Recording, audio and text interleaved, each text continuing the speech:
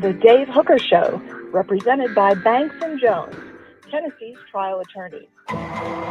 Play to win, banksjones.com.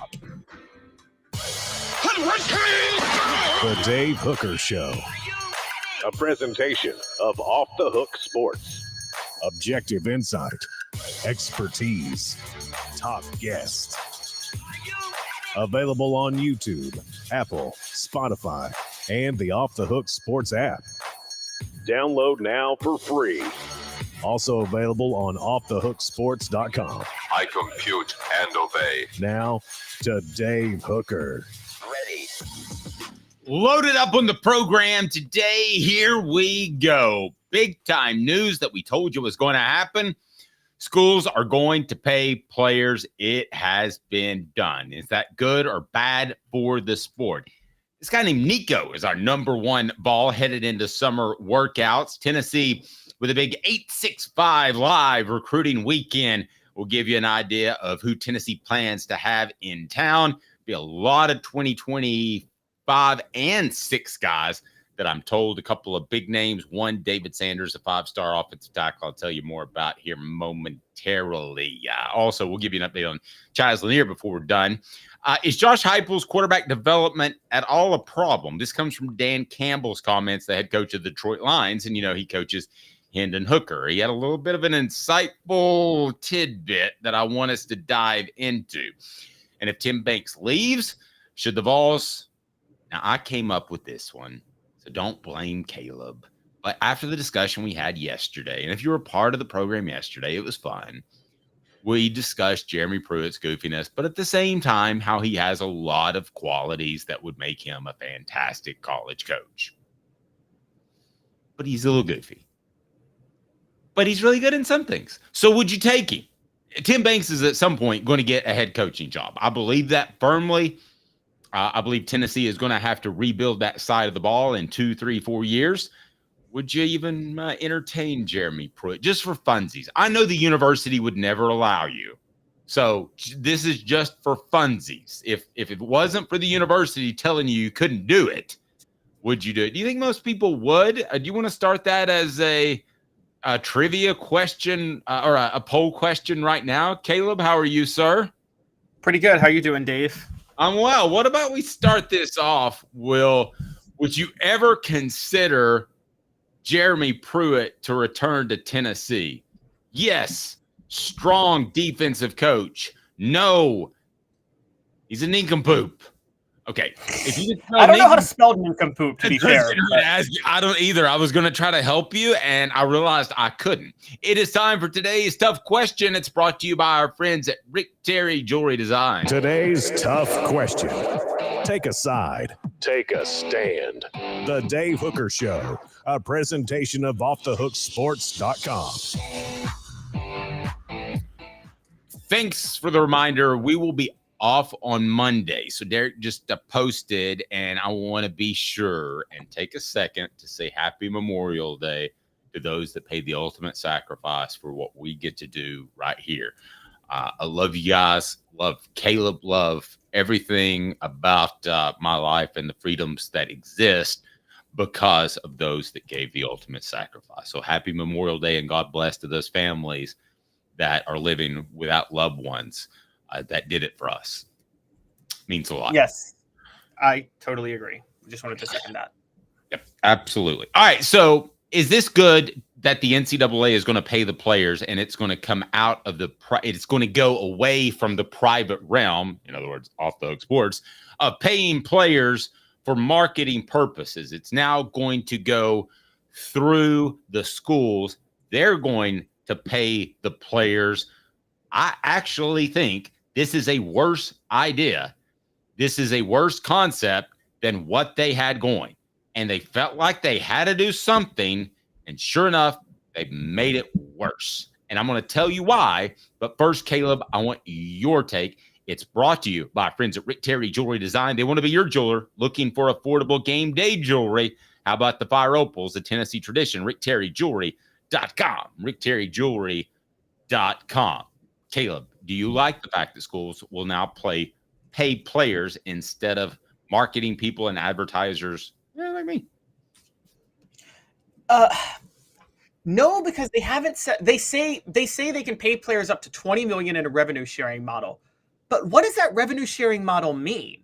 Does that mean all the SEC schools are going to generate whatever revenue they generate? The money they can pay players goes into a pot and it's split evenly among all the schools, and they can pay them $20 million. I mean, I just even equals communism, for the record. It does. Communism actually works when you talk about professional sports and college sports leagues. It works better than capitalism does. So, I mean, that's just a proven fact. But at the same time, I would have to ask, will it work for this level? Because it's only for Power 5 schools, by the way. So, if the SEC, while you could sit there and say revenue is going to be equal for SEC and Big Ten teams, okay, does that mean no other school in the country can ever have any chance to take part in this and they're just iced out forever? And if that happens, I don't think that's good, because what you're going to do is create a 3, 4, 5-tiered college system of college athletics, at which point anything below tier 1, which I know this is what you wanted, Dave, it's like the top 40 schools, will be completely devalued and unwatched, and those programs will all tank and go by the wayside, at which point the number of scholarships available for college athletes will overnight in rapid fashion collapse. And then I started to think, well, wait a minute. The whole concept of this paying players was to look out for athletes. But in reality, what this does is it looks out for the athletes that are already going to become millionaires when they go to the NFL. But it doesn't look out for the athletes who maybe weren't NFL players, aren't NFL prospects, and can't make money at that level. Not only are they not going to get paid because they're going to be at smaller schools, they're not going to have a scholarship to go play at a school now, because this whole situation is going to basically kill college sports outside of the 40 teams that can generate a profit in college football. Okay, so I know your question. What does this mean for Tennessee's collective? It means it's not going to exist.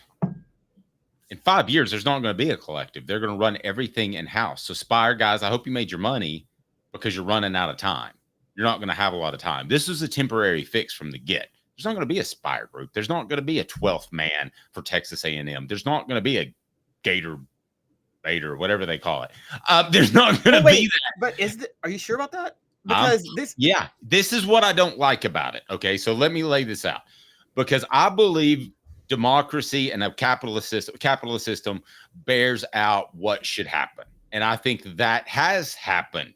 We are already seeing players that return get more money than a high school prospect, Bobby Joe, who's a 3-star guy and gets $250,000 because he might be good one day. We've already seen it adapt, and it would continue to adapt, and it would be the best form in a free market society. What this is scary if you're Tennessee. And I'm going to tell you why. Because Title IX, they're going to have to cut scholarships.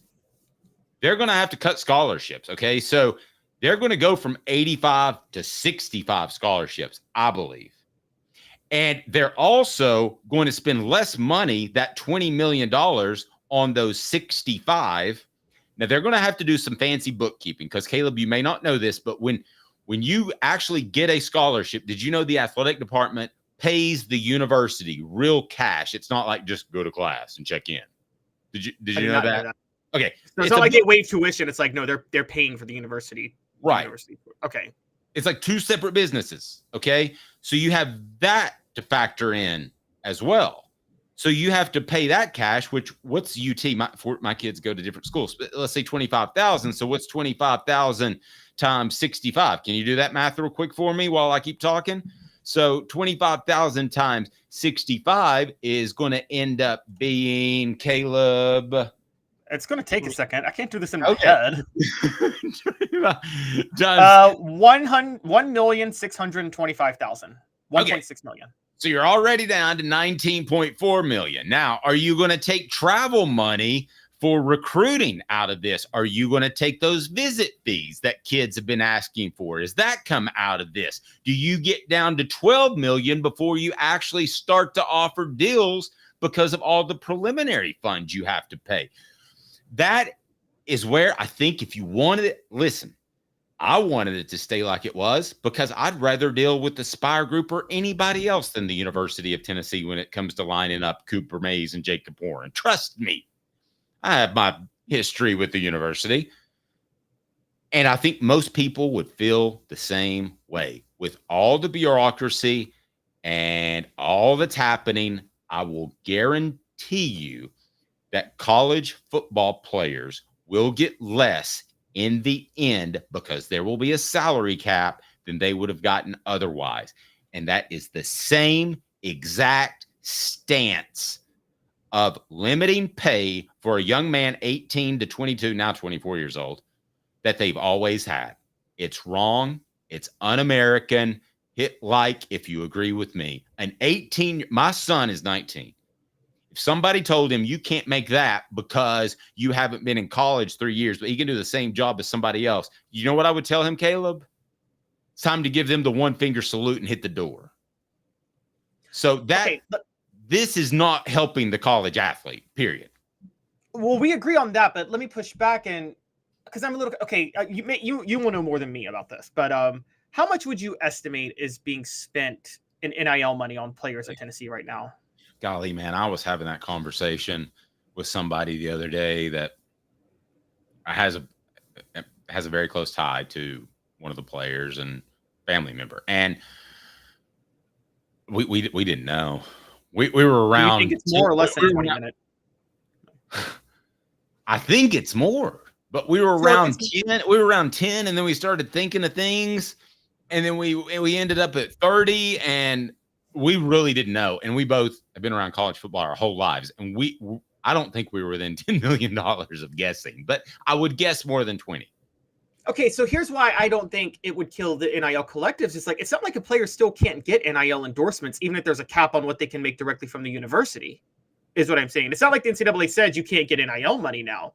So now it may kill Aspire Sports Collective, but like Dave, for instance, like if you want to have Cooper Mays on your show, or if you want to have whatever future players coming on your show, I gotta go through somebody at Tennessee. No, you don't. You don't have to do that.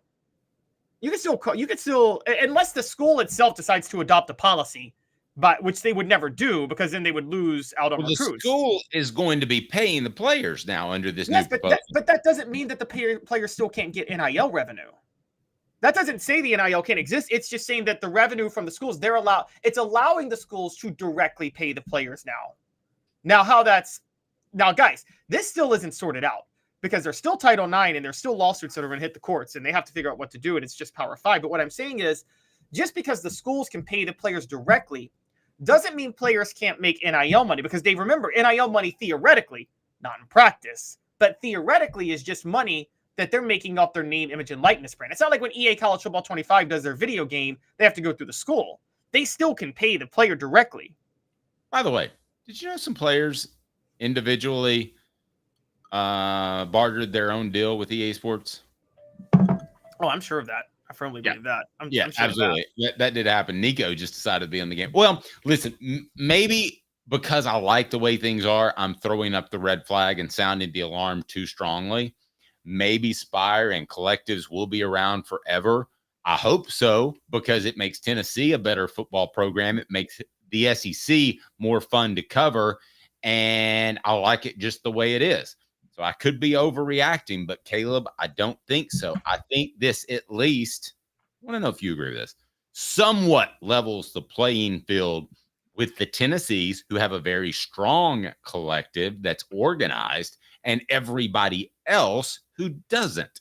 I think it levels the playing field a little bit, and I think you're going to continue to see those steps. And here's the next step I believe you're going to see. This is what I was alluding to earlier. You're going to have to go through the university to get these marketing deals eventually. What does that mean? That means some associate AD's got his hand out.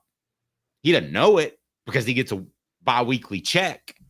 But the fact that he's there and he's making 6 digits and he has to manage all of these payments to players and all of these deals, he's going to get paid.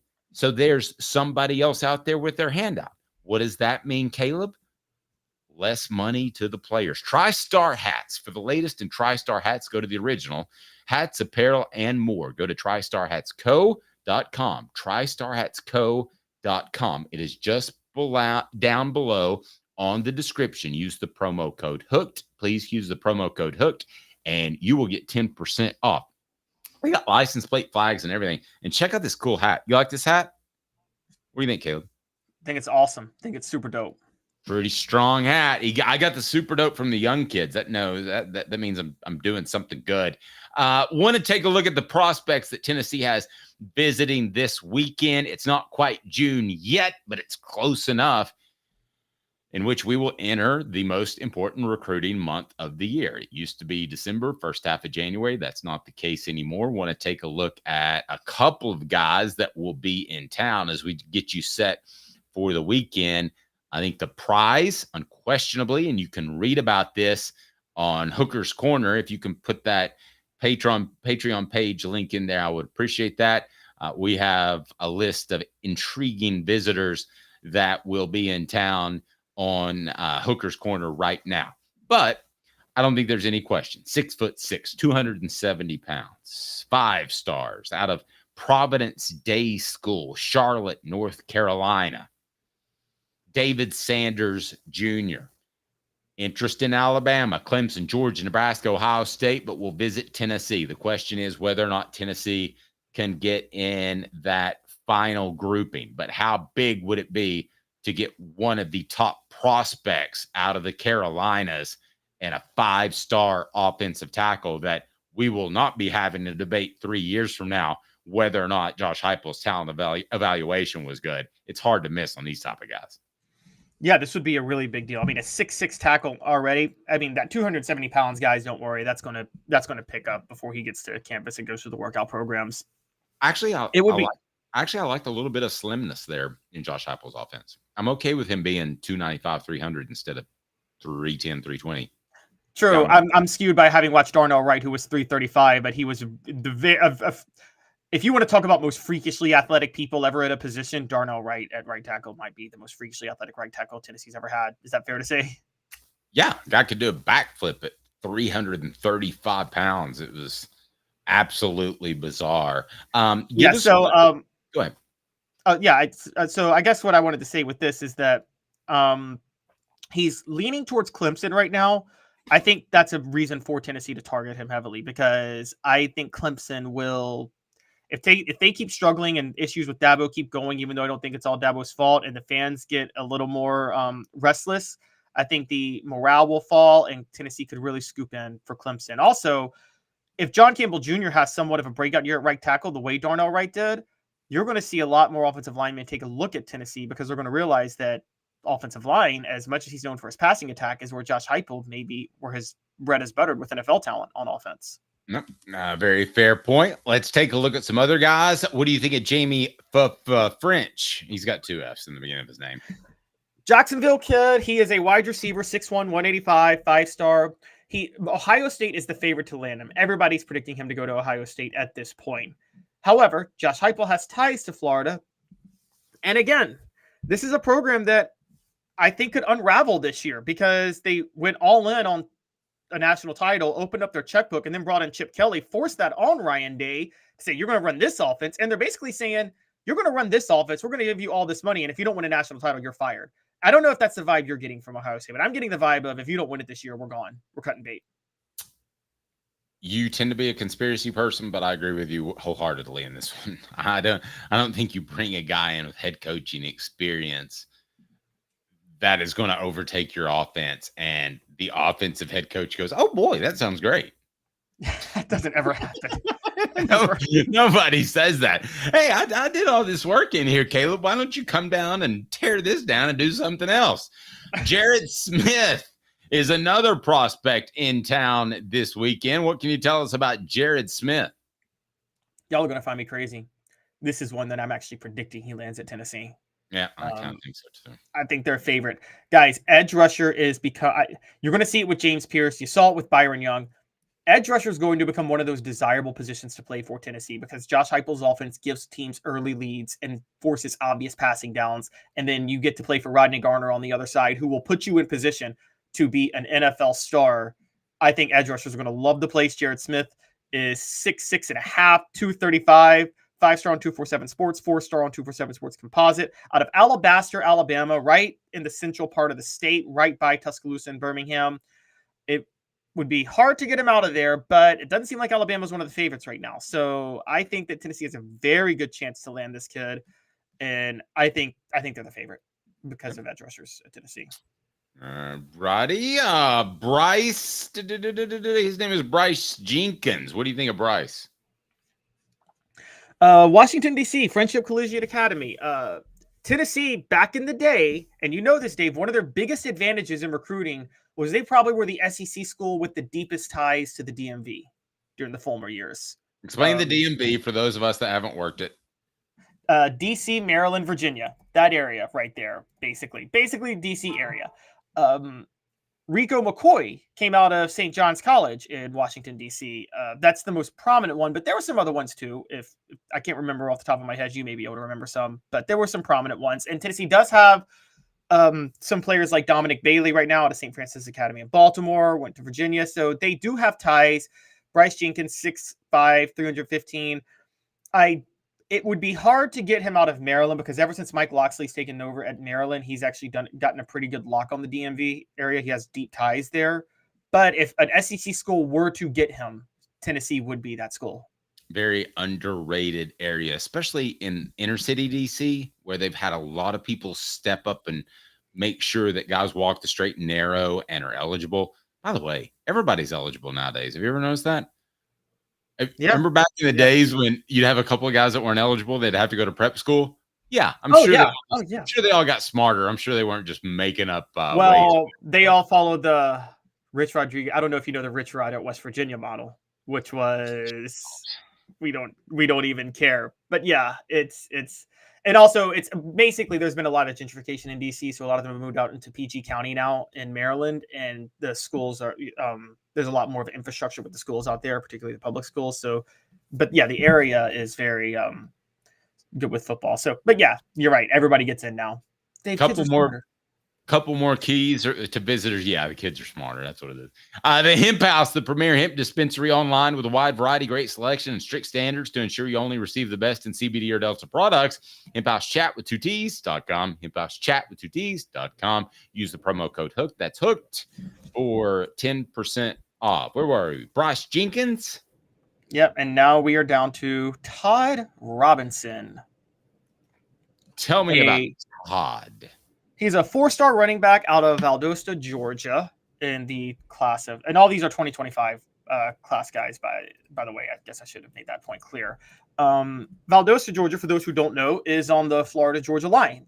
It is on a county right on that line, which, Dave, you may know this. That's a very underrated recruiting area of Georgia, right? Everybody thinks Atlanta, but that South Georgia area has real talent, right? That's not scouted well. It's below the gnat line. You have to put in your time to scout well in that area. A lot of people don't, because below the gnat line, I've used that term with you before, right? You know what where that gnats means, are all in your face and like. Well, no, on your windshield. When you start seeing gnats hit your windshield driving through Georgia headed south, you know you've reached the part where it's really tough to get a kid to flip from Georgia to another school, because that's rural areas. Those are Georgia fans below Atlanta. So you step into Atlanta and you feel like you got a pretty good shot to win, right? Because they're cosmopolitan kids. You go below the gnat line, a lot of schools. That's like Louisiana kids with LSU. A lot of schools don't go below the gnat line because they think it's a complete waste of time. Okay, so that would be tricky for Tennessee. And I spoke. It is Valdosta, not Valdosta. That's right. But yes. But he's a 4-star on 247 Sports, a 3-star on Composite. Alabama, Florida State, Georgia, and Michigan are all targeting him. Darrell Sims, Tennessee's newest running backs coach, is the one going after him the hardest. Tennessee may need a running back after this year. They may not have a running back this year. But as we know, Josh Heupel's system can turn mediocre running backs into looking pretty good. So it'd be interesting to see how that works out. The gnat line guys are how Mark Richt was as successful as he was for that amount of years. Because they weren't going anywhere. What about before Mark Richt? Did Drunken Ray Golf not get these kids? Ray Golf did okay. Quality Tire Pro The Eberle family has been serving Chattanooga's community since 1957. All major brands of tires, full service automotive, brake, alignments, oil changes, and more. All work covered by nationwide warranty. Cherokee Blvd. Stop in and say, hey, Bo, Off the Hook Sports said hello. Hey, Bo, Off the Hook Sports said hello. And when we look at the prospects that are in town, would it be a disappointment with the group? And I've looked through the whole list. I always ask myself this question because somebody will. If Tennessee doesn't get a commitment this weekend, will it be a disappointment? I'm going to say no, not a disappointment yet because it's not June. But I'm going to say that I would be personally surprised if they don't pick up a commitment before the end of the weekend. Before the end of this weekend or next weekend? This weekend. Wow, so you're seeing a Memorial Day commitment. Okay. I would probably be... Give me till Tuesday. Give me till Tuesday. Okay, I could give you till Tuesday. I think that's highly possible. Can I tell you something weird about this 2025 class? Sure. I think they've gone so all in for 2024, and I'm dead serious about this with Tennessee. I think they've gone so all in for 2024 being the splash year. They're not focused heavily on recruiting for 2025. I think they haven't been from the start. I think they are so focused on the 2024 season and thinking that if they have a level of success there, they can pick up a lot of transfer portal kids and then start recruiting well for 2026. Travis says 2 commits by Tuesday. That wouldn't surprise me at all. That would not surprise me at all. As a matter of fact, if I had to pick between 2 or 0, I'd pick 2. Would you pick 2 or 0? It's about that. Trust me. It's about I'm leaning 0 because I'm telling you, I don't think they're working that hard on the recruiting show. I think Tennessee is expecting the season to speak for itself with and so now. And by the way, that's fine. You got somebody that's been covering recruiting for 25 years, but you don't trust me. I understand. That's fine. Okay, fine. Dave. Okay. I'm not getting emotional about it. Just go ahead. Dave. Okay, honestly. They'll get 1 by Tuesday. I will bet you lunch on it. I don't know. Whenever we see each other next, lunch, they'll get 1 by Tuesday. Are you taking that? Yay or nay? No, it's 0 or 2. 1, we both lose. No, I'm taking 0. I'm taking 0. You're taking 2. If it's 1, it's a push. Okay. All right. Fine.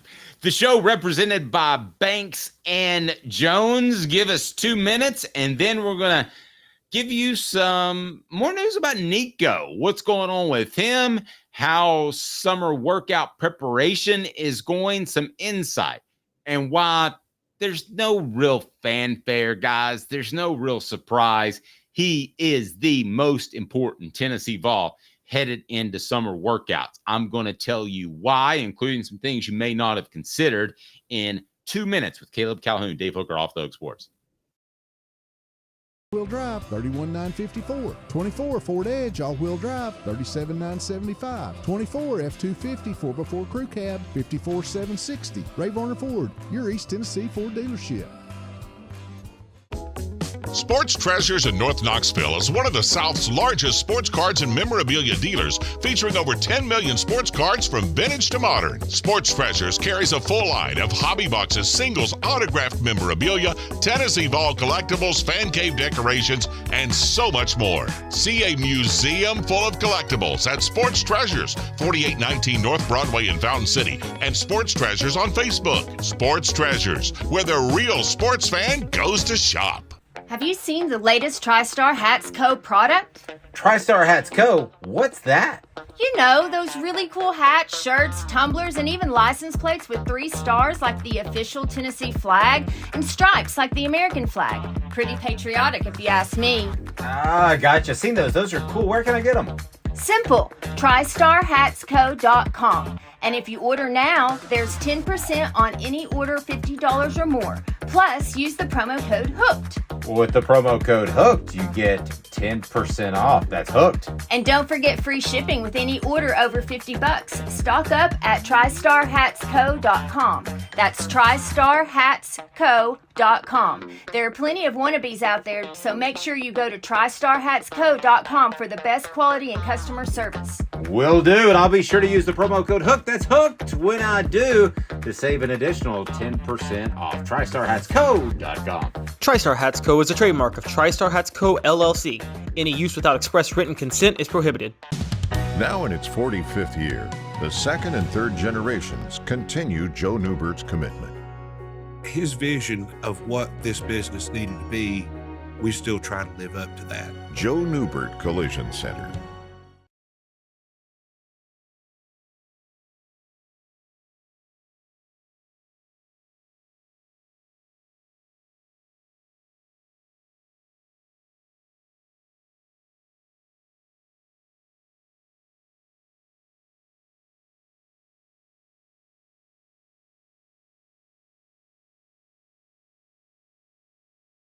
Free Off the Hook Sports app.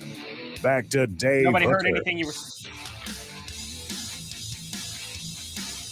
You see on your screen, if you're on our audio platform, Tennessee hosts potential Vols this weekend with focus on the offensive Dave, line. start over.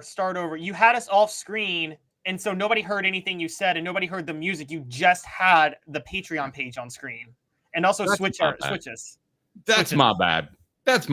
Can we try this again? Switch us, reverse us, flip us. There we go. I got that. Okay. Did you take us off when you pulled Patreon up? I think I did. All right. You can check out the Patreon page, recruiting coverage extraordinaire and videos that you can't. No, flip the camera. It's too weird, Dylan. So is this thing on mute? Hello. Hello. All right, so we got it going now. Tennessee hosts potential Vols this weekend with a focus on the offensive line. We will give away, by the way, a TriStar gift to one of our lucky winners today. It's Friday, so we give stuff away, and we do that weekly. And don't forget about our monthly prize, which is also on the Hooker's Corner page, and it is pretty awesome. I'm going to scroll down to that. I explain the difference between Micronesia and Polynesia, in case you've ever wondered. We also talk a little bit of recruiting in Oklahoma. And then there you go. There's that Tony Vitello autographed baseball we'll be giving away 1 week from today. You must be a paid member of our group. But also, if you just want to join to get an upcoming newsletter that we're going to begin publishing, you can do that. But to win prizes like that Tony Vitello baseball, you do have to be a paid member. So be sure and take advantage. We greatly appreciate you. This day in Tennessee sports history is practically now. But first, I got to tell you, the show is represented by Banks and Jones. Well, it's because they're Tennessee's trial attorney. You can play to win with Banks and Jones because they'll go to trial. You've heard of other lawyers. They say they'll go to trial and fight for you. They won't. They just want to settle. That's the easiest way out. Well, that's not Banks and Jones, led by T. Scott Jones. They won't settle. They'll go to trial for you. Tennessee's trial attorney. They play to win. Truly, Tennessee's trial attorney when it comes to criminal defense or personal injury. Why settle? It's Banks and Jones. T. Scott Jones. BanksandJones.com. All right. Now we lost Caleb altogether. Let's see if we can bring Caleb back. Caleb, bring yourself back. Guys, Dave is basically a boomer with tech. You're Gen X, but you're basically a boomer. I know. Hey, y'all, can we get some a custom emoji for members or something? Maybe a hooker beside our name? I would like that. TN Jr., I think you have my email. Is there really a way to do that? Okay, open up new things to me. As my wife says, if it costs money, I'll probably do it for sure. So go ahead and tell me how to do that. That would be pretty cool to have custom emojis. I like hunters. I'm thinking of all these would be. All right, this day in Tennessee football history, what do we got? So we're going to do a weekend this day since it's Memorial Day weekend, actually. And we won't be doing our show when it happens. So it was on May the 26th, to be fair. But it was Memorial Day weekend, 1941, when FDR called Robert Nealon back to active duty into the military. and had him. It was on Memorial Day? It was the weekend of Memorial Day. The weekend of Memorial Day. When FDR called Nealon to active duty for gearing up for World War II. Now, I've told you guys this story again, but I want to tell you to again because I think it's so intriguing in how this worked out. Robert Nealon is a part of the most underrated story of why the United States was so successful in World War II. For those who don't know, because let's be clear, he was called up in May. Dave, during that time, FDR and everybody was promising that they weren't going to involve the U.S. in the war because, as you know, the U.S. did not want to get involved in World War II for the first 2 years it was happening. And it wasn't until Pearl Harbor that they decided to get involved in World War II. Pearl Harbor happened in December of 1941. Robert Nealon was called up in May. So the U.S. was already gearing up for war, even though they were saying publicly that they weren't planning to get in the war. What was this about? Well, when Japan attacked Pearl Harbor, the idea was that Japan would attack the United States and have the United States occupied fighting them in the Pacific. So Hitler and the Germans would not have to worry about fighting them to their west while they're focused on invading Russia from the east. What they didn't know was that the United States had done a secret military buildup for 2 full years before they got involved in World War II, to the point to where they were able to overwhelm Japan and overwhelm Germany with supplies on both sides in the Pacific and in Europe. And Hitler and the Germans weren't prepared from that. Hitler, the Germans, and the Nazis had to pull resources from their invasion of Russia to fight the United States from the West. That was because of the secret military buildup that happened that no one knew was happening. Robert Nealon was part of that secret military buildup. Because he was too old. He couldn't fight himself at that point. But he was part of secretly building up troops, developing weapons, and doing, as he was an engineer, and doing all the things necessary to make sure that when the U.S. did get involved, even though no one expected them to get involved, that they would be so much more powerful than every other country that was involved in the war. I think General Nealon is so underrated among greatest coaches. I mean, what if he had those war years back? I think we'd be talking about one of the top 5 greatest college football coaches of all time. Was an incredible coach. Was very, very, and I'll tell you something else about somebody else, and this may be an unpopular decision. You tell me. That Hitler guy, I don't like him. Bad dude. Bad dude. Taking a stance, huh? Bad wiring, poor upbringing. I mean, I don't want to make anybody mad and have them unsubscribe, but I just don't think Hitler was a great guy. Yeah, no, that's gears. You want to change gears from Hitler to Iamaleava? You tell me. Well, sure. Also, just send a big shout out to the 4 volunteers who died in World War II for this weekend. Can you please read their names? Do you have that handy before we change? We talk about the number 1 most important player heading into summer workouts and an update on how things are going for Nico Iamaleava. But we certainly want to pay respects to those that gave that ultimate sacrifice. Do you have their names? Yes, I'm trying to pull them up, and it's just taking a second. So if we want to just give it let's do the Iamaleava talk, and then we'll come back to those names. Actually, no, hold on. Okay, here we go. I've got them. So just want to give their names. Bill Noling, war number 32, was killed in 1944. Rudy Clare, war number 49, was killed in 1945. Willis Tucker, war number 61, was also killed in 1944. And Clyde Fusen, war number 62, was killed in 1944. And yes, all 4 of them died in World War II. And that was that they also gave the ultimate sacrifice. You are right. I mean, you talk about very few programs probably sacrifice their football success more than Tennessee to help the United States in World War II. You know who else I don't like? Who? That Mussolini guy. Bad dude. I mean, that's what I think. Mussolini, though, was the Billy Napier of the leaders. Stop. Why is Nico Iamaleava? Why is he Tennessee's most important player? It's pretty darn obvious. He's the quarterback, and Tennessee, as far as depth, we reported earlier that Gaston Moore was considered to play last in place of Joe Milton, who was struggling. But let's be honest, like most backup quarterback situations in the SEC and in big-time college football, Gaston Moore's presence is not sublime, not even close. And Gaston Moore is a guy that goes out there and does an awful lot of things and works hard for you, but ultimately it's going to have to be, I would think, Jake Merklinger would have to come out and play really well, or Tennessee would have a pretty significant fall off. What you would see if you saw Gaston Moore, and this is why Nico is so important and the number one player on our countdown, is I don't want to knock on Gaston Moore, but the whole defense is going to start to walk towards the line of scrimmage because he doesn't have the elite arm that Nico has. He can run an offense. He could go out there and probably win a Division II championship with the right team, but anything from Nico is a major, major drop-off. And I believe we're entering the time in college football is similar to the NFL, which has 45 players on its roster. If you lose the wrong guy, like Aaron Rodgers with the Jets last year, it's time to start thinking about next season. I mean, there's just not the depth that you would be able, when Brent Schaefer got hurt, they went to an Eric Ainge.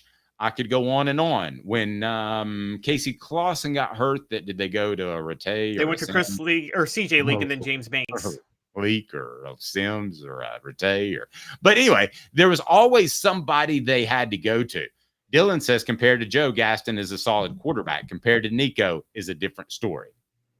That could be a lead of one of my columns. So yes, but I think that's the one disappointing thing to me is that it seemed like there was depth in the SEC and there was no one guy that if you lost, the season was over. Now I feel like every team has 2 or 3 guys that they're thin in that position. And if they lose them because the transfer portal has spread out the wealth, it might be Katie bar to the door. This season's down the drain. And that's unfortunate, right? Very unfortunate. I love because guys, we're doing Nico Iamaleava number 1 as if we haven't covered at length Nico Iamaleava's potential for Tennessee. So Dave decided, how do we talk about him in a different way in our countdown of most important volunteers? And he said, I got it. Let me trash Gaston Moore. I didn't trash Gaston Moore.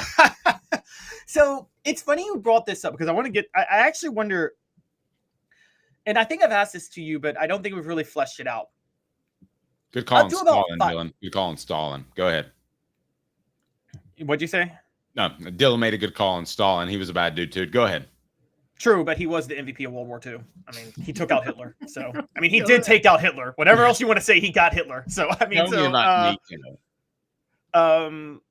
what I was going to say about Nico was that, Dave, is college football and NFL for that matter, let's just even talk NFL. Are we at a place with football where a star quarterback in football is more valuable than a star go-to player in basketball, given the impact they have on the game? No. It's beyond that. It's beyond. So, like, would you say Patrick Mahomes is more valuable than even Michael Jordan was to the Bulls? That's like the apex of both. I think they're more comparable because of the lack of depth than ever before. I would have told you 10 years ago that a program like who did you name again? I said like Michael Jordan with the Bulls versus Patrick Mahomes with the Chiefs. Okay, like with Mahomes, I would. Oh, well, you're talking about NFL.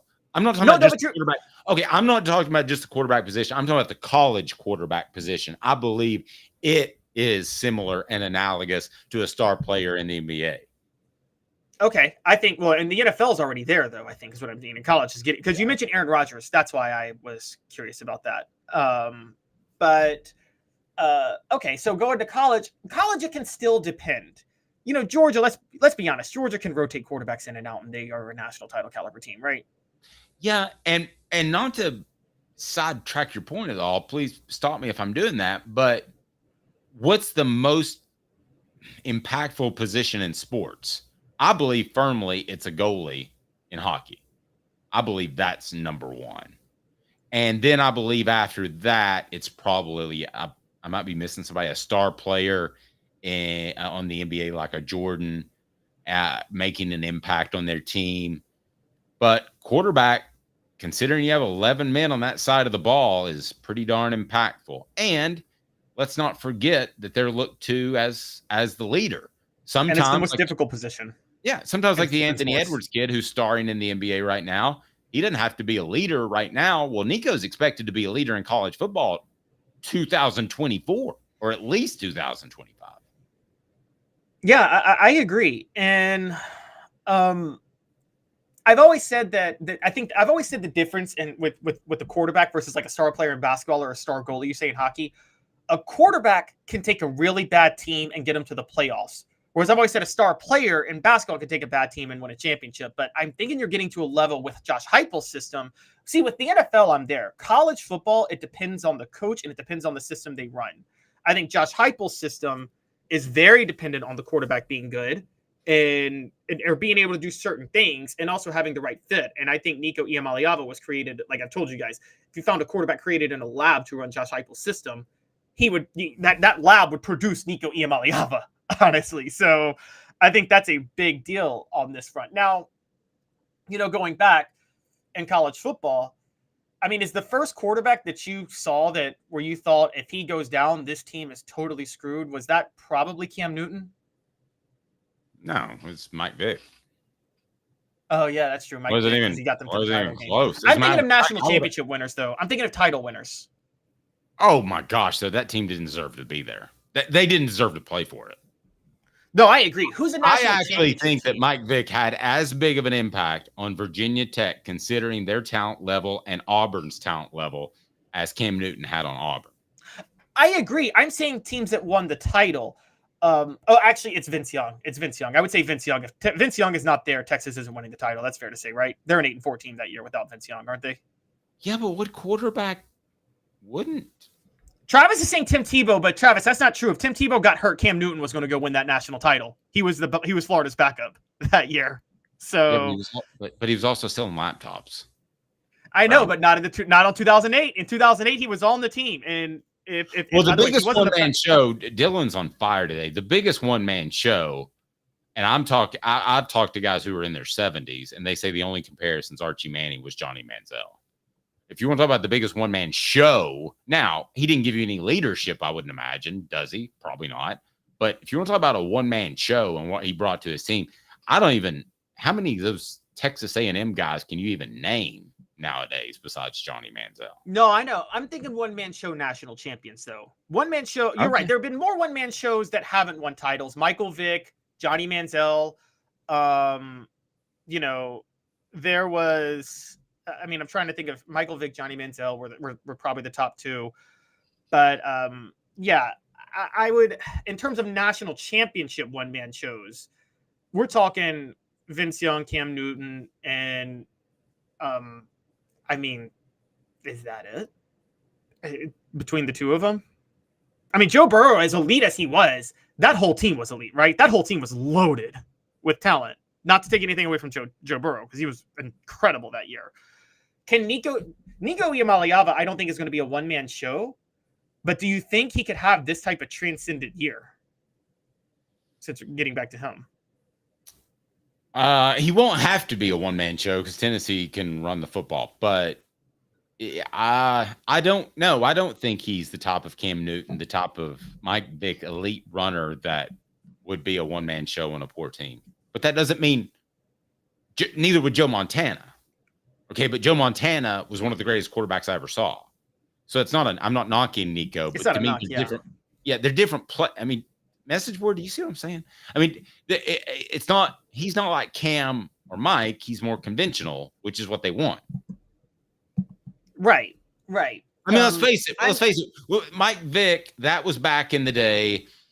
I'll never forget Randall Cunningham, the old Eagle, being interviewed. They said their offense consisted of run around, make 5 plays, and the defense will win the football game. That's kind of what Mike Vick was. Now, that is what he was.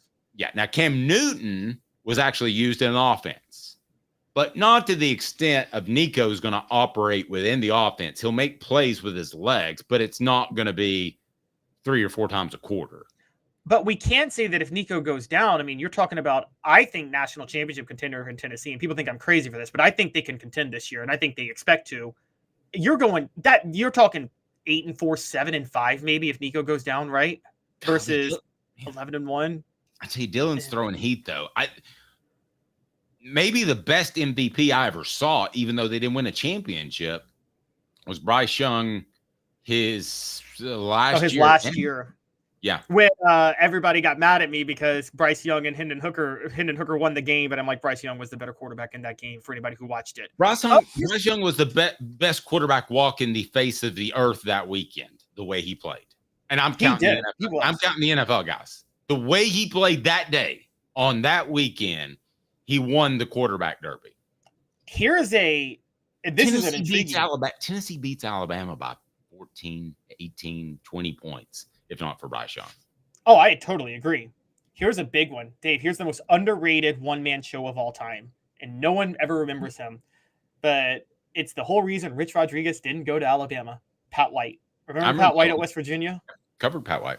Yep. How good remember West Virginia's going to the title game if he doesn't get hurt 2 games that year. And I'm just saying that was a huge one. Nico won't be a one-man show, but can Nico be a guy that let's take Cam Newton to Auburn. Cam Newton's not on that team. They're 7-5, right? They went from 7-5 to national champions. 8-4.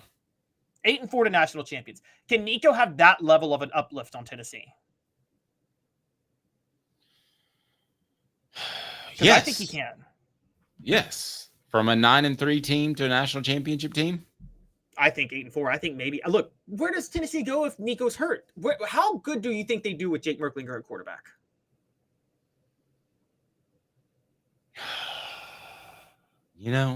I think they would actually be okay. I think they could win 9 or 10 games. But I think with Nico, I'm thinking 10 or 11. So significant. A 2-game difference. Do you want me to quantify it? You only think he's a 2-game difference? I think he's like a 4 to 5. I don't know. I haven't seen the guy. And they return a ton on offense. So he would be stepping into a good position. Yeah, he would be stepping into a good position. I can actually give you that, but it's. But I hate this is why I'm thinking national championship, guys. Nico is that good to me. I hate to tell you, they'd probably play Gaston more. I don't know that Merklinger's the guy, and then he probably transfers in December. Why don't you just take a second, Caleb, if you can, and paint the worst possible picture that could happen in this football season? What is that? Nico injured, and then they're playing Gaston Moore, and Merklinger transfers. Way to go, Caleb. Nico and Cooper Mays get injured. Then the whole offense is done. I'm going to mute your mic. That's exactly what I'm going to do. Tell me about what Dan Campbell said, the head coach of the Detroit Lions, when he was asked about Hendon Hooker and learning the offense, because it was the same comment, but you and I read it very differently. Yeah, so for those who don't remember, we didn't really know how to work this in last week, so we're working it in now. But as you guys saw, Jared Goff just signed a long-term extension with the Detroit Lions, which leads us to believe that leads me to believe they do not see Hendon Hooker as their future the way I thought, because Hendon Hooker's already at a certain age. Dan Campbell was asked about Hendon Hooker, and his quote was that he was basically saying he hopes Hooker can develop into the primary backup by the end of the summer. But he goes, Dan Campbell's quote on Hendon Hooker, quote, "Yeah, really, he just needs to take a step up. We need to feel like by the end of camp, this guy, he can run this offense. He can be somebody we know that, man, we can play the game a certain way with him. We know he's going to be able to process the information. He's going to get us in the right play, and he's going to keep the ship afloat. That's it. We don't need him to come in and win a game. You just want to feel like, all right." So obviously he's going to need to take another step up, is what Campbell said. And then he said the good news is now, the only good news said is he's getting a ton of reps. I'm reading that as Hendon Hooker has not figured out this offense yet. And and there's a problem. It's a fair read. Where I disagree with you is he has to do it this year. I think that he would have a little bit more of an offseason because of the ACL injury. I don't think that there's an incredible amount of pressure to get it done this upcoming season. Now, I think it leads to the bigger picture. Does Josh Heupel's offense prepare a quarterback for the NFL? And I think there's some gray area there. And I know that in recruiting, you want to say you prepare quarterbacks for the NFL, but whether it's Joe or Nico or maybe somebody coached at UCF, somebody needs to have success out of his system in the NFL to kind of be the final gem in the recruiting crown of quarterbacks. And if not, I worry that it becomes, this is a little before your time, but Jeff Tedford had several quarterbacks before Aaron Rodgers that didn't pan out in the NFL. And everybody thought that Aaron Rodgers would just be another one. I think it's important that Hendon Hooker or Joe Milton, or we're still in the embryonic stages of Heupel, okay? And he's got Nico, or Nico is very good in the NFL. Somebody has to be very good in the NFL at some point if you want to keep recruiting quarterbacks at a high level. Now, that quarterback is going to be asked to change his footwork significantly. And I'm not going to get in the weeds of footwork that would bore you to tears.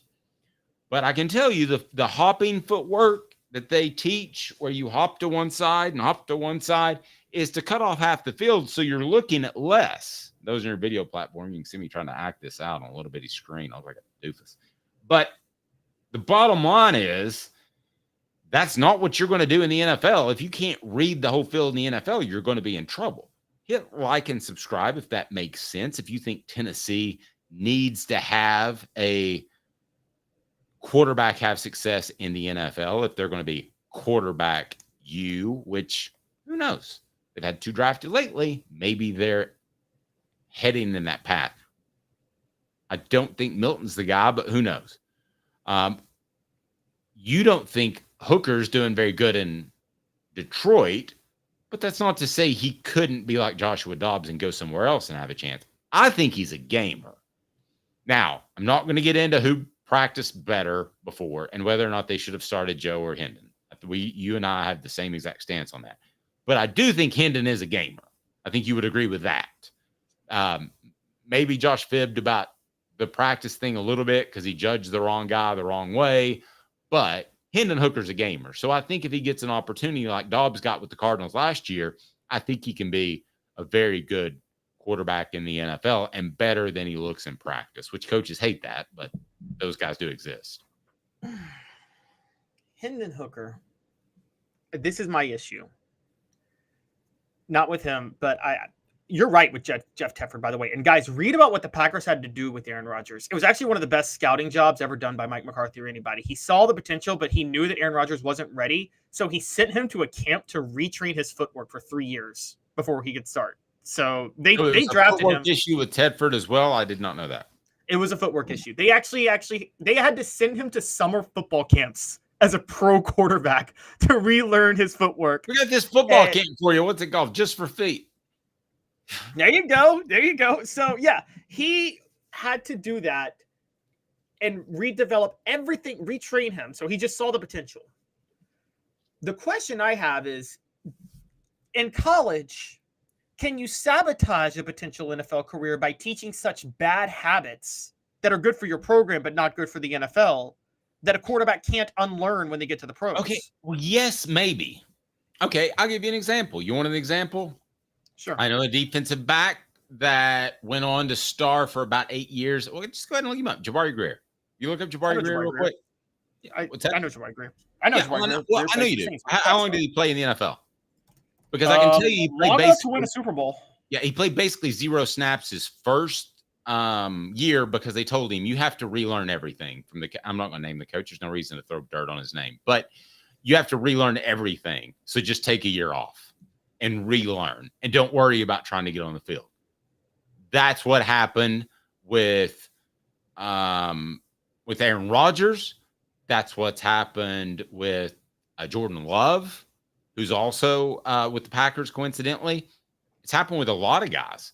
So I don't think it's any sort of condemnation if Hendon Hooker is not good last year, which he didn't play because of the ACL, and then this year because it's basically his rookie year. I don't think that's an indictment of him. I also don't think it's an indictment of Josh Heupel because, listen, Josh Heupel is putting what he thinks on the field, what he thinks will win a national championship. Nobody went up to Tom Osborne and said, "You're not getting Tommy Frazier ready for the NFL. He's running too much." Nobody should come up to Josh Heupel and say, wow, you just won a national championship, but that Nico, he doesn't look ready for the NFL. He's still doing that hop step. Josh Heupel, do whatever you got to do to win a championship. Your job is aided by having success in the NFL, but that's not your job. I 1000% agree with you in that Josh Heupel's job is to win, and it doesn't matter. And you were right. Like, no one said that about Tom Osborne. And by the way, to be fair, though, Tommy Frazier didn't expect to go to the NFL as a quarterback, though. He came out of high school as an option quarterback, which they were still running during that time in high schools. I don't know if any high school was the option anymore. You may know that, Dave, but I don't think I hate to tell you, but if I'm his dad, he's not playing option quarterback in college. Sorry. No, he's playing running back or wide receiver. And I hate it when people just automatically say an African American should play another position. I'm not stereotyping, you know that. He would have. Tommy Frazier could have lined up and played almost any position he wanted to, with the exception like offensive guard and defensive tackle. Yeah, no, okay. So I understand that. He could have been an edge rusher with 20 more pounds. Go ahead. Right. So I agree. But that wasn't a thing in the 90s. So now, though, like if you're Josh Heupel and you're trying to get these star quarterbacks, you are trying to these quarterbacks are thinking about their NFL future. No, there's no doubt about that. Nico, let's be honest, he chased NIL, but he is thinking about his NFL future. George McIntyre is thinking about his NFL future. Even if Hendon Hooker, a pro quarterback, has success, do you think it'll be a deterrent for certain quarterbacks to say that it'll get out that I may make it in the NFL, but I'm going to learn some bad habits under Heupel, and if I go play for Heupel, then I'll have to sit for a year in the NFL? Or do you think they'll look that far ahead? Or do you think they'll just say, well, he raises the profile of quarterbacks, turns them into draft picks, and then those draft picks end up at some point making it fine? I guess where I met with that is, how are the quarterbacks going to think on this? Now, to be fair, I mean, every Steve Spurrier quarterback got drafted. They all flamed out in the NFL, and that didn't stop them from drafting Steve Spurrier quarterbacks and going forward. Where do we stand with the poll question earlier? As I remind you that portions of the program are brought to you by our good friends just north of Knoxville. It is Memorial Day weekend, so a fantastic opportunity to go save a ton of money on one heck of a nice truck. Wheel drive, $31,954. 24 Ford Edge all-wheel drive, $37,975. 24 F-250 4x4 crew cab, $54,760. Varner Ford, your East Tennessee Ford dealership. Hey, I asked a message for something about Nico, what would you like to talk about for a second? But Caleb, give us a reset on the poll question, and then I'll reset. I want to do a poll question around Nico. Something along the lines of, do you care if Nico is a success, or Hendon Hooker? Do you care if former Vols are successful in the NFL? Is that something that means a quarterback? I don't know. Right. Let me just give you the results of the first question first, because we're going to talk about it in a little while. So before I end the poll, the question was, would you ever consider wanting Jeremy Pruitt back at Tennessee as a defensive coordinator? 20%, yes, he's a strong defensive coach. 80%, no, he's a nincompoop. And I knew how to spell nincompoop, so I'm proud of myself. N-I-M-K-I-M-P-O-O-P. N-I-N-C-O-M-P-O-O-P. Yeah, so nice. There we go. All right, 46 people voted on that. So, all right, so let's ask this.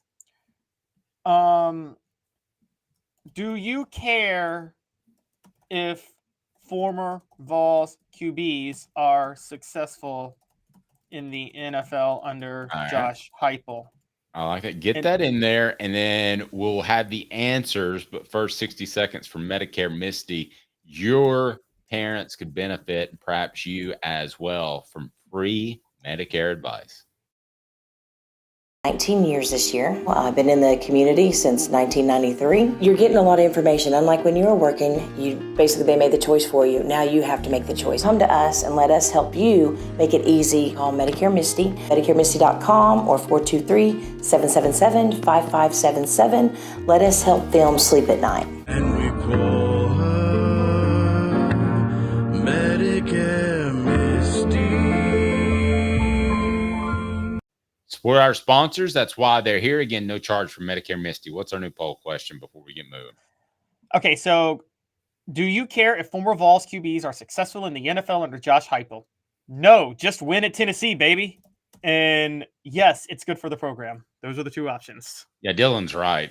Successful alumni are pretty important for national recruiting. Thinking of Eric Berry in Kansas City, that's a great one. I mean, who in Kansas City knew about Tennessee football back then, or a lot of the Midwest and West, because Tennessee football was awful when Eric Berry played for the latter couple of years. So they probably didn't even realize that there was this star at Tennessee. So I think Dylan's right. I think you should care. But by the same token, I'm not going to go to Josh Heupel if I'm a fan and say, you got to make Nico a great NFL quarterback because he's a good guy, and I don't really care how he plays in college. You're not going to say that. No, they're not. It's funny you say that, because there are subliminal. I need a neuroscientist on here to talk about this, because there are sometimes subliminal decisions people make that they don't realize they're doing it as part of a pattern. And it's funny you bring up Eric Berry and his success, because I don't think they did this on purpose. I don't think any scouts for the Chiefs were like, well, Eric Berry was successful at Tennessee, so this player will be successful, and he's from Tennessee, so this Tennessee player will be successful. However, I do think that subliminally was a reason for the Chiefs taking a lot more chances on Tennessee players recently. They took a chance on Trey Smith and on Jerome Carvin. And I think it was in the back. I think just Eric Berry and Dustin Colquitt were in the back of their minds when they took Trey Smith and Jerome Carvin. I think it's in the back of your mind, but I think those are special cats probably in coaches' meetings. But you don't think, like, if Trey Smith is a six-rounder, just from knowing those people, it makes me think that the Chiefs place a higher emphasis on face-to-face interaction than maybe some other teams, because those guys are smart, engaged individuals. Yes, but if Trey Smith is a sixth-rounder, if someone's a sixth-rounder, Dave, you probably know this with scouts, like, they probably have, like, 20 options as a sixth-rounder, right? And it's they really could lean one way or another, and it's almost a coin flip where they lean, and they don't you think subliminally, like, maybe the final trigger that they don't even know is Tennessee, Eric Berry, Dustin Colquitt, Trey Smith? I think I think I think that, yes, that could affect your decision. But I think what you're actually describing is the relationship that you have, not just with Heupel or coaches before him, but the relationship you have with some of the administrators to get some really good insight as to a guy's character. In other words, hey, you want to be a beat reporter? You want to be a scout? Make friends with the trainer. They know everything. There you go. Make friends with the trainer. Not that type of friends. What are you talking about? Look at Dave and his bad ideas over here. Dave and his devious thoughts. Like I heard a comedian talking about that Bruce Springsteen song. Hey, little girl, is your dad at home? That's not creepy. 2 minutes with Caleb Calhoun. I got a bad desire. 2 minutes off the hook sports. Would you take Jeremy Pruitt back given the opportunity? Huh? 5th year, the second and third generations continue Joe Newbert's commitment. His vision of what this business needed to be, we still try to live up to that. If we wouldn't put our family in it, we're not going to put their family in it. If you're going to say that you're doing the best work in Knoxville, now saying it's one thing, producing it and providing it's another. The largest family-owned collision center in Knoxville is Joe Newbert Collision Center. Hi, I'm Rick Terry, and we at Rick Terry Jewelry Designs pride ourselves in the highest quality craftsmanship from a family-owned business here in Knoxville for over 35 years. At Rick Terry Jewelry Designs, we also take pride in being an affordable option for all your game day accessories, especially those fire opals. At Rick Terry Jewelry Designs, we want to be your jeweler every day and especially on game day. Go Vols! Hi, Mike Davis here with City Heating and Air, reminding you to always dare to compare. Our team provides quality local heating and air service, installation, and maintenance across East Tennessee. We use only the best equipment like American Standard heating and air conditioning for your residential, new construction, or commercial needs. Honesty, dependability, and customer satisfaction have been the cornerstones of our business since 1961. City Heat and Air. Dare to compare. Experience it all at Varner Ford in Clinton. Need a quick fix or maintenance? Visit our Quick Lane Tire and Auto Center. Keep your Ford running smoothly with the experts in our service department. Ready for your next Ford? Our sales team is here to guide you to this 24 Ford Escape all-wheel drive, $31,954. 24 Ford Edge all-wheel drive, $37,975. 24 F-250 4x4 Crew Cab, $54,760. Local you trust, experience you can afford. Varner Ford, your East Tennessee Ford dealership. The Dave Hooker Show, represented by Banks & Jones, Tennessee's trial attorneys. Play to win, banksjones.com. You're listening to The Dave Hooker Show, a presentation of OffTheHookSports.com. The internet is full of pictures of each and every one of you. Available on YouTube, Apple, Spotify, and the Off the Hook Sports app. Download now for free. Is there nothing you people can't do? Also available on OffTheHookSports.com. Oh my gosh. Travis, what are you doing?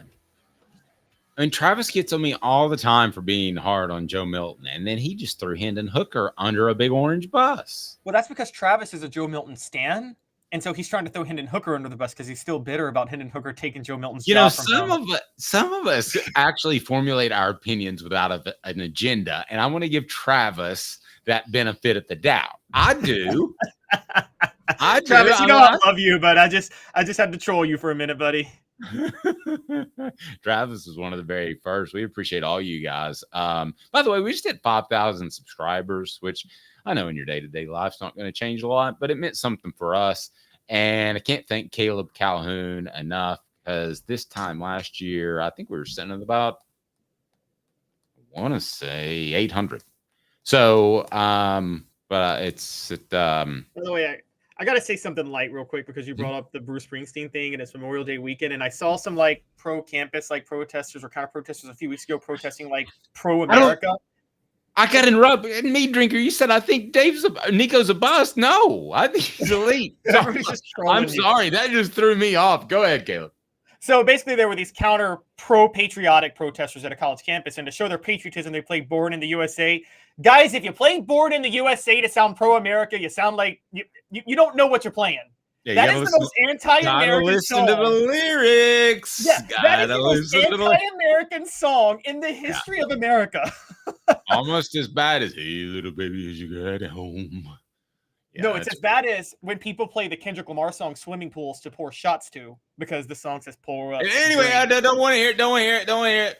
Let's move on. Alcohol, but it's about not drinking. And everybody. What was our first trivia question? Not trivia. What was our first poll question of the day? Well, we already did that one. Here's our second one. Tell me the first one, because I'm bringing it back. All right. So first poll question was: would you want Jeremy Pruitt back as a Tennessee defensive coordinator? Okay. I'm going to let you go first. But I'm going to give you the backdrop, kind of support your point before you even make it. Everything he did is legal now. He is a good evaluator, if not great evaluator, if not elite evaluator of talent. And I don't use the words elite and Jeremy Pruitt in the same sentence very often. Okay? But he is an elite talent evaluator. Caleb, what do you say? You'd probably take him back, wouldn't you? I'm going to throw you a curveball, Dave. A gigantic curveball. If I were a college football head coach at certain programs, I would take him as a defensive coordinator. If I were at Tennessee, I would definitely want him as a position coach or a recruiter. I don't want him as my defensive coordinator at Tennessee, specifically when I have Josh Heupel as my head coach. But that's not no. I don't want to get into the minutia of football. I mean just the point of taking him as a character. I see where you're going. Yes, I would take him on my team. I'd take him as a coach on my team tomorrow. Caleb's going to say he's a bad fit schematically with Josh Heupel's offense, and he's absolutely right. But I just want to talk about, I wouldn't dare bring that guy back. That guy broke rules that he signed contracts. No. Hold on. He broke rules that he signed contracts that he would follow. Now, they're not sins in the eyes of the Lord. So this is not like Penn State stuff. But he signed that contract. He got that paycheck based off him following the rules. He didn't follow the rules. Here's the other thing that I think you've got to give me, Caleb, is I would have concern that he's just a malcontent. Anytime you've got somebody that tries to fire or tries to sue their former employer, don't you always wonder? And especially since his lawsuit was so incredibly hollow, just having a malcontent around the office is not the best business practice. You see what I'm saying? Forget whether or not he can coach, forget whether or not he broke rules, and they'd be rules now. But he just seems like a guy that, I don't know, personality-wise, maybe you could do a little bit better. Okay. So you want me to forget the rules part for a minute? Ronnie says Pruitt would find a way to cheat during NIL. Go ahead. I'd still take him as a coach on my team. Yes. Okay. I don't care how many times he says I don't care what you guys think of that accent. I don't care any of that. Okay. Joe, you're right. He's an idiot. Dude knows ball. The dude knows ball. Okay. And he can coach on one side of the ball pretty darn well. Can he run a program? No. He is. It's funny. We used to say this about Derek Dooley. Jeremy Pruitt was actually a micromanager too in many problematic ways, particularly on defense. Can't run a program. Wouldn't let him ever be a head coach. Would I let him be a position coach or even a coordinator? Yes. Yes. Absolutely. Every single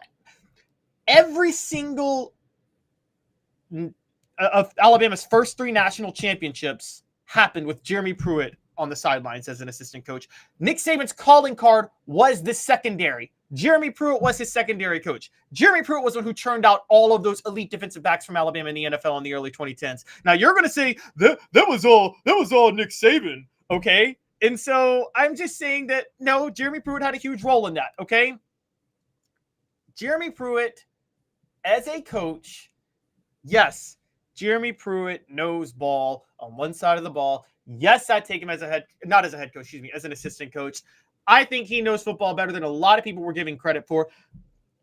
I think in some ways he may know ball better than Josh Heupel, even if Josh Heupel is not as much of even if Josh Heupel is a better schematic coach. I disagree with that. I think he knows position ball. I think he knows technique. I think he knows that. I don't think he's better scheme. So I said that, but no, that's what I was saying. That's what I said. Yeah. So I would take Heupel in that regard.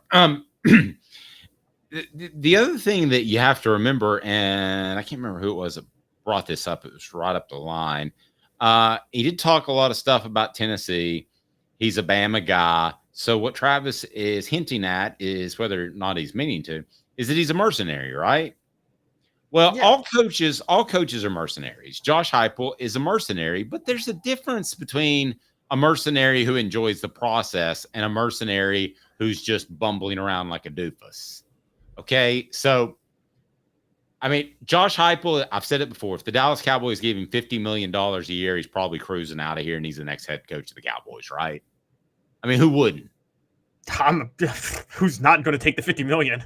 I mean, I'm not knocking him. I mean, it's just a fact. Coaches are by and large mercenaries. I think Tennessee is in a very unique position in which they have a guy that genuinely wants to be here. And I think the same may be true for Tim Banks. But at some point, he's going to be a head coach. Well, Jeremy Pruitt was never like that. He was never willing to be open-hearted.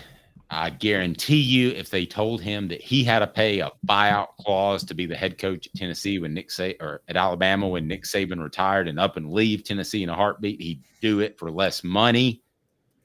He's the ultimate of the mercenaries. If you look at his resume, how many different teams has he coached for? He doesn't want to lay roots. He doesn't want to be someplace for a long time. That's not the kind of coach that I think you want in Tennessee's culture. And I'm going to use the C word that I've been using too much, people have told me, so I've laid off on it. But I think he would disrupt Tennessee's culture as well. Give me that.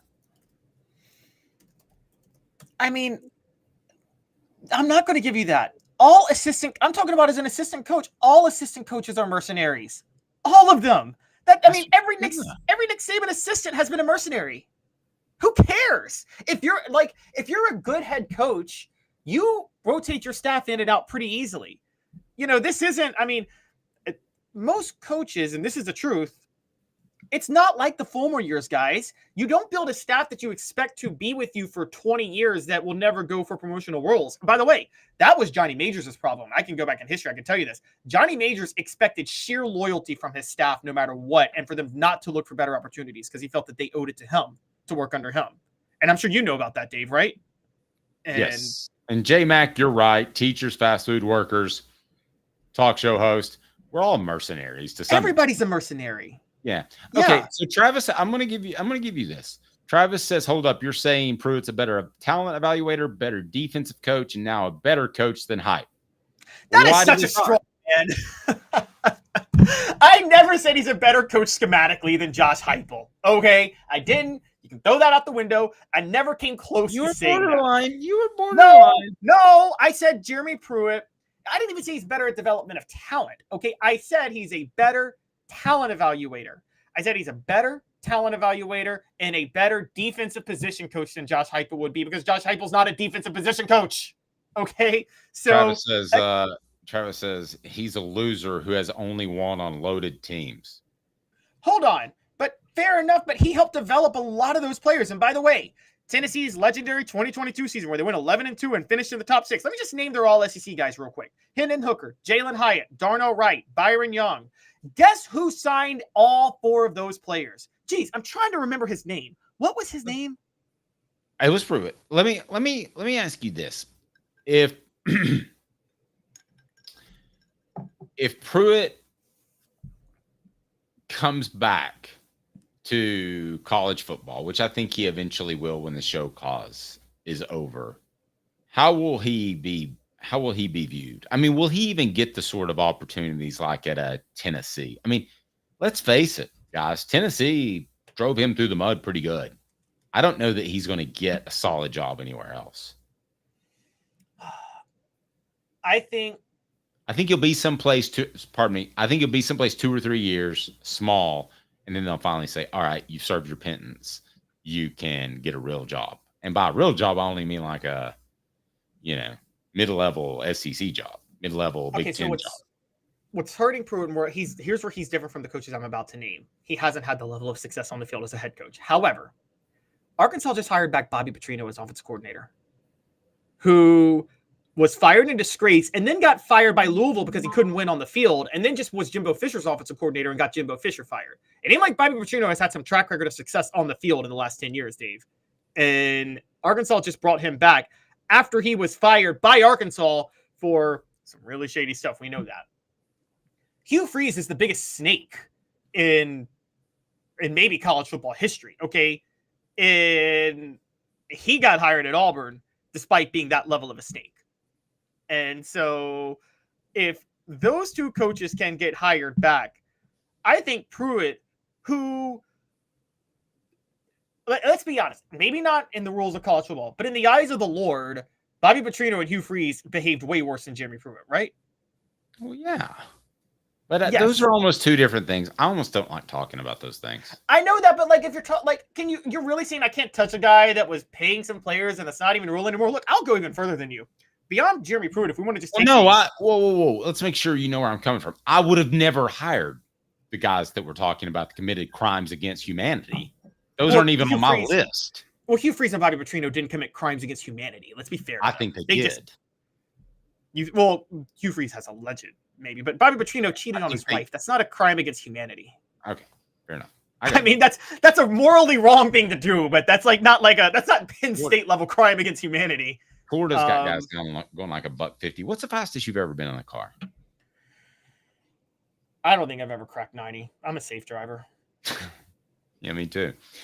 Boundless Moving, from the 2-hour minimum to turnkey operations, they have you covered, no question about it. Those trucks have a governor on them, by the way.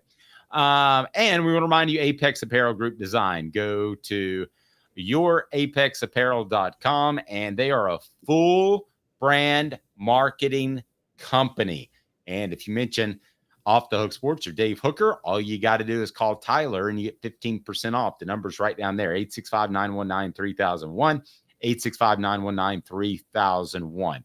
What are the latest goings on with the University of Florida? They have a player who likes to drive 150 miles an hour. Me, not a notch over 130. That's where the governor kicks in. I've heard. Been told.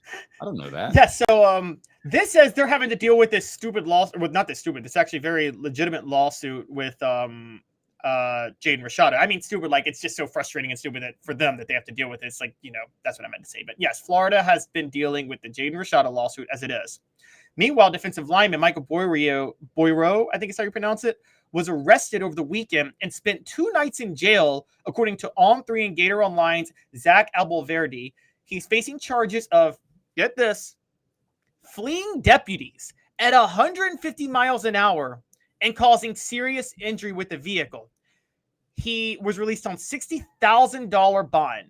A police report obtained by the Monroe County Reporter said he was clocked at 86 miles an hour on I-75 Saturday night, and when the officer turned his lights on, he sped up to more than 150 miles an hour. As they pursued him, the report said he ran into a Chevy Malibu in the median and injured the driver. He told deputies he was headed back to school and drove away because he was on a suspended license. Boy, it sounds like that Dwayne Goodrich wreck, doesn't it? Except not quite as serious. I mean, not a death, but a serious injury is. But very similar. We're talking probably maybe prison time. Yeah. There are all kinds of reasons you can't fire a coach right now, Caleb, because of the timing. Everybody has a job. Who are you going to hire? We saw, was it Bob Stoops did that to Oklahoma, didn't he? He just quit in the middle of the summer. He quit in the middle of the summer because of the Joe Mixon thing that we know he covered for. Okay, right. But anyway, that's an incredibly hard time to hire another coach, right? You pretty much have to do it internally, or you have to throw a lot of money at somebody. But they're still probably contractually obligated. But if I was the University of Florida, I would consider firing Billy Napier tomorrow. Over this? Or just because of everything happening? Just because I don't think the direction of the program, I'm not one that believes in continuing down a road, no pun intended with this, continuing down the road that I don't think is fruitful. I don't think it's fruitful not because of this, but this would be my impetus to be able to make the change. If I'm the AD, I'm making a change today. And it's not because of this, but I'm using this as an excuse. And everything else that's happened, it's a fiasco, and we all know it. I think, now, let me be very clear that I'm talking about within the context of football, because if he reportedly caused a serious injury, the unluckiest person in this is the person who was seriously injured, not Billy Napier, who would, if he got fired, walk out with a pretty good payout. Okay, there's unlucky in the context of football and unlucky in the context of life. Okay, so obviously unlucky in the context of life is a totally different thing. So I don't want to sound like I'm sounding sympathy for Billy Napier when a person was seriously injured in this incident, and that's who our thoughts should be with. However, in the context of football and among coaches, Billy Napier, man, is striking me as the unluckiest coach in football. And I'm not saying he does a lot of things wrong.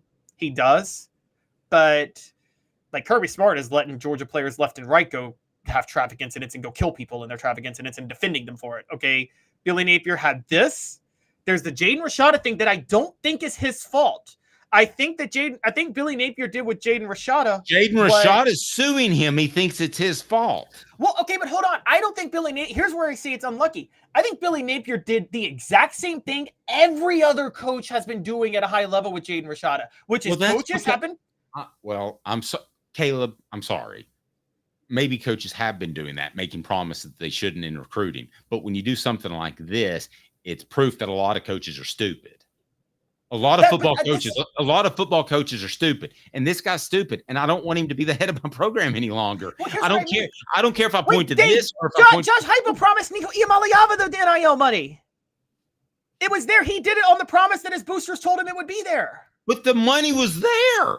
But Josh Heupel probably knew as much about the money being there as Billy Napier knew when he promised Jaden Rashada. And I was told, actually, I don't know why I know this, but I was told that he pretty much let the Spire Group handle that, and he got reported. And so Billy Napier was letting the NIL boosters handle this, and it's unfortunate for Billy Napier that he's at a program that never got its NIL act together. I mean, I don't know. I mean, you have to realize, and everybody listening, coaches live in a fantasy world at the level that we talk about compared to us. make sure we pay our mortgage, do all those things, make sure, like me, I got to stay in the deck this weekend. All right, all those things, they live in a fantasy world. They don't even have to talk to their wives if they don't want to. They just go to the facility and stay there for 12, 16 hours, and it's okay because everybody just turns a blind eye and says, go for it. But the simple fact is a lot of these coaches may work hard, but they ain't real bright. And if you want to get Billy Napier the excuse of not knowing business acumen because he's a football coach, I will give you that. But this is another incident, and the team's not very good.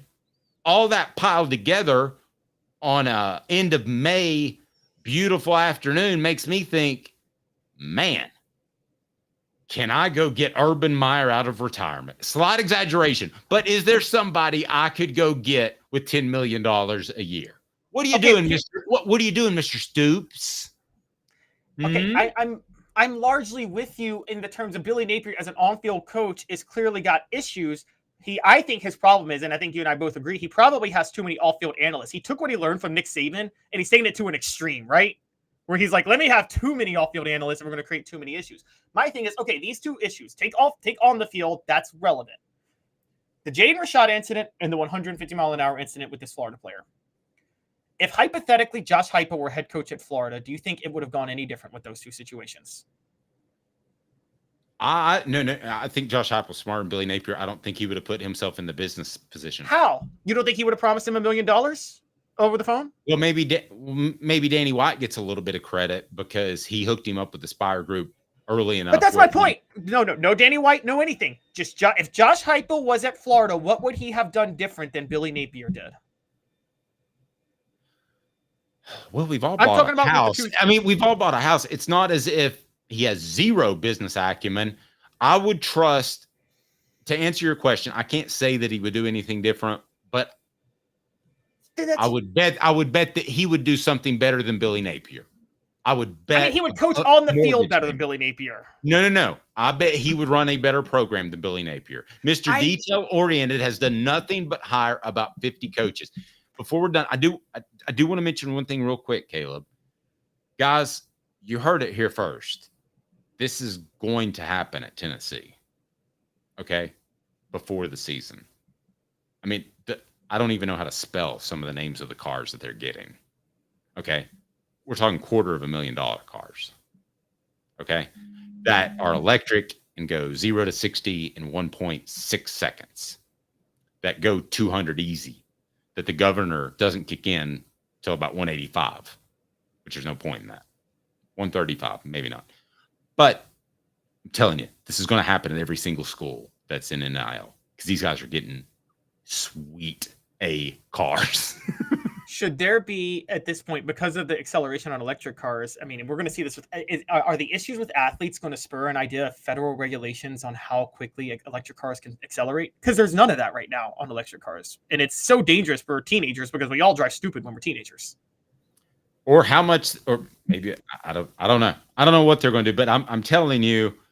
What's the point on making cars, by the way, that can get up to that level of speed when their speed limits are never more than 85 in the country? Well, Caleb, some of us have a problem. So he's Caleb Calhoun. I love speed. You're talking about a guy who goes to Ohio. Wait, no, here's what I mean. If you like speed, I go to Ohio for a vacation so I can go to Cedar Point and Kings Island. Why can't you have a racetrack where you're allowed to speed and there's designated cars for those tracks? It's expensive. It's like, I've looked into it. It's like $500. And I tried to join a Porsche club with a BMW one time. And Travis actually made a great point before we go. When schools start paying them, these lawsuits will be aimed at the schools. That's true. What's going to happen when schools start getting sued, Dave, for players killing people? Travis Golden takes shots at me all day long and then closes it with one of the best comments. I would, if you were the family of the Jalen Carter situation of the person killed, would you not sue the living daylights out of Georgia? Yeah, but he's 18. Everything they had. I don't think he'd have legal grounds, but why not try? Why not try with Billy Napier? We don't know that Billy Napier was actually involved either, but why not try? No, don't sue Billy Napier. Sue Florida. Sue the University of Florida. if the school is giving if the school has a collective, and now the schools are paying players directly, tied to our first part. Sorry to keep you on for a minute, Dave, but I just got to bring this up.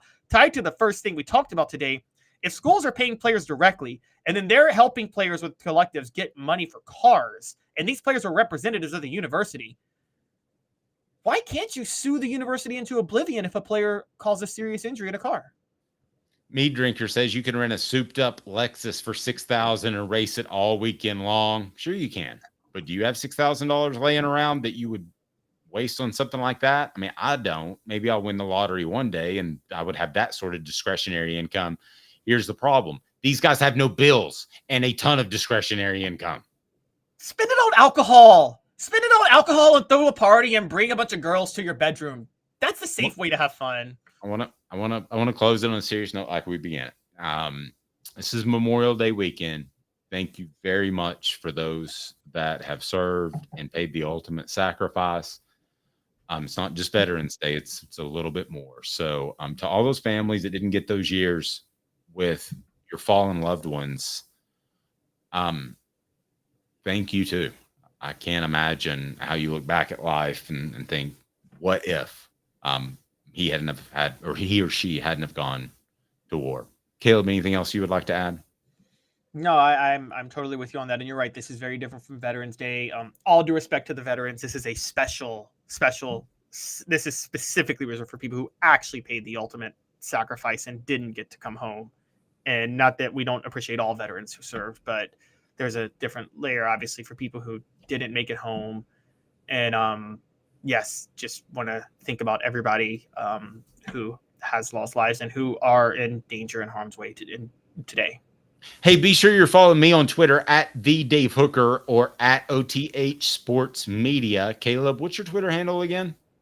At Caleb Calhoun. Easy enough. He's fun to follow because the occasional out of left field tweet is going to come down about something random. He's Caleb Calhoun. I'm Dave Hooker.